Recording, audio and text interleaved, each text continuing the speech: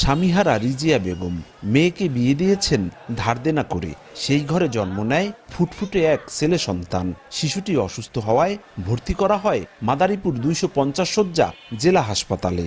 চিকিৎসক ফরিদপুর মেডিকেল কলেজে নিয়ে যাওয়ার পরামর্শ দিয়েছেন। হাসপাতালের বারান্দা ও চারপাশে 3 দিন ঘুরেও পাননি সরকারি অ্যাম্বুলেন্সের সেবা। পরে সুদে টাকা এনে 3500 টাকায় ঠিক করেন বেসরকারি অ্যাম্বুলেন্স।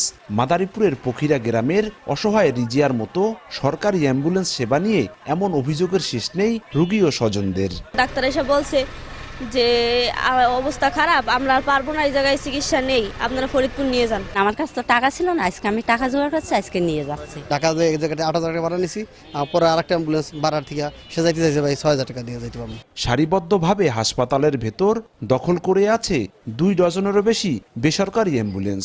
অথচ সরকারি এই হাসপাতালে 6টি অ্যাম্বুলেন্স থাকলেও সবই অচল। রাজৈর উপজেলা স্বাস্থ্য কমপ্লেক্স থেকে একটি পুরনো অ্যাম্বুলেন্স এনে ওয়ার্ড বয়কে দিয়ে কোনো মতে চলছে সেবা। পুরান গাড়ি আমরা মেরামত করে চালাই, ঠিক আছে, তাও আমি যেটা চালাই ওইটা রাজের ঠিকানা, এখানে কিন্তু গাড়ি নাই। 5 নম্বর গাড়ি ছিল পুরাতন গাড়ি, ওই গাড়ি গ্যারেজ মানে টিপ গেলে নষ্ট হয়ে যায়। নষ্ট হয়ে যাওয়ার কারণে আমরা গাড়ি ওরকম ভাবে চালাতে পারি না। ফরিদপুর ও বরিশাল মেডিকেলে যাতায়াতের জন্য 1550 টাকা ও রাজধানী ঢাকায় 4600 টাকা নির্ধারণ করে দেয় স্বাস্থ্য বিভাগ।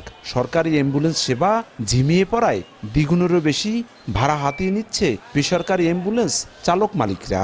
আমরা ঢাকা নিই 8500 টাকা, 8000 টাকা, ঠিক আছে, আর ফরিদপুর নিই 3500 টাকা। যদি নিউ শেপ গাড়ি যায় তাহলে 4000 টাকা নেই। অবশ্য ঝিমিয়ে পড়া অ্যাম্বুলেন্সের সেবা বাড়াতে অনেকটাই অসহায়ত্বের কথা জানান জেলার সিভিল সার্জন। প্রাইভেট অ্যাম্বুলেন্সের ব্যাপারে যেটা এসেছে, তাদের দৌরত্ব এখানে অত্যন্ত বেশি। আমার সরকারি অ্যাম্বুলেন্সের সাথে সামঞ্জস্যপূর্ণ একটা ভাড়া যাতে হয়, এ ব্যাপারে আমি অবশ্যই নিশ্চিত করব এবং প্রয়োজনীয় ব্যবস্থা নেব। রোগী বহনকারী অ্যাম্বুলেন্সগুলোতে পদ্মা সেতু পারাপারে টোল ফ্রি করেছে কর্তৃপক্ষ। কোনোটির চাকা হাওয়া বের হয়ে মাটির সাথে মিশে গেছে, কোনোটির আবার যন্ত্রাংশও চুরি হয়েছে। দীর্ঘদিন ধরে সরকারি এই অ্যাম্বুলেন্সগুলো ব্যবহার না হওয়ায় অকেজো হয়ে পড়ে রয়েছে। এতে কাঙ্ক্ষিত সেবা মিলছে না জেলাবাসীর। সঞ্জয় কর্মকার, অভিজিৎ, সময় সংবাদ, মাদারীপুর।